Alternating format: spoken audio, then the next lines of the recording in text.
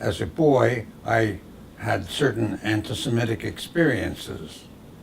I was told in the schoolyard when I was 10 or 11 years old that I had killed Jesus Christ. As a Jew, thinking about Nazi Germany made me hyper-conscious of the struggle that was going on in the world. I think that as a young man I was more conscious than probably most. In common with my generation, I knew that when I reached the age of 18, I would be drafted. Mrs. Ethel Shapiro did not want her little son Raymond going off to get killed in the war. And she hoped that my flat feet would make me ineligible for the draft. But I was more than reconciled to going into the Army. I was sent to O'Reilly General Hospital in Springfield, Missouri to become a dental technician, a 3 or 4 month course. After that, I joined the 178th General Hospital. We were assembled and sent overseas in 1944. A few months after D-Day, my unit arrived in Normandy and then were transshipped to the city of Reims. We then set up our hospital.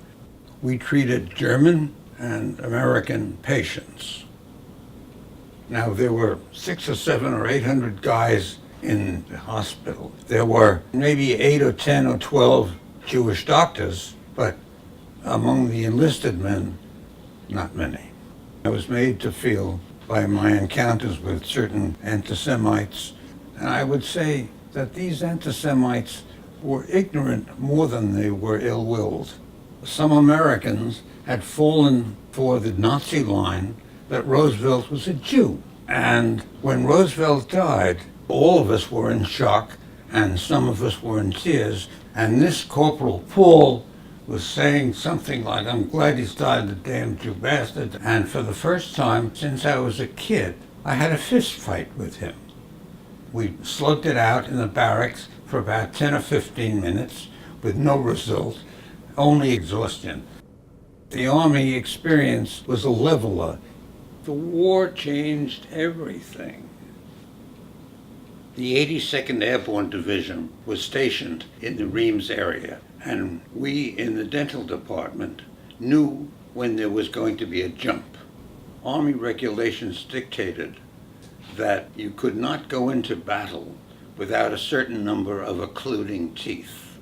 When the word got out that there was going to be a jump, we would get a big increase in the number of broken dentures. They were brave, but they weren't that brave. The Germans mounted a ferocious offensive, later known as the Battle of the Bulge. They were stopped at Bastogne. So I came from a dental laboratory to be a participant in that battle. One night, the lights went on in the barracks. The first sergeant came around with a clipboard, and they selected all those young men who were not married and said, "Get ready, get your barracks bags packed, you're going out."